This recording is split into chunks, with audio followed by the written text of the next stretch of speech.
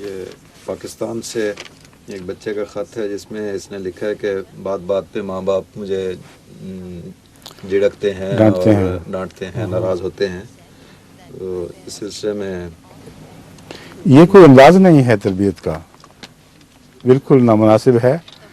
اور بچپن سے بچوں کے دلوں میں بغاوت کے جذبات پیدا کرنے والی بات ہے. ایسے بچے پھر متوازن شخصیتیں لے کر بڑے نہیں ہوتے، بلکہ کئی قسم کے احساسات کمتری میں مبتلا ہوتے ہیں. اور پھر جب باپ کے خلاف بغاوت ہوتی ہے تو پھر دین کے خلاف بھی بغاوت شروع ہو جاتی ہے.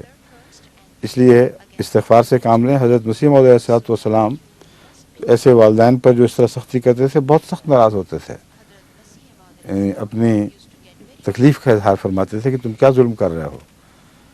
اگر کوئی بچہ تم سمجھتے ہو کہ ہاتھ سے نکل رہا ہے تو دعا کرو.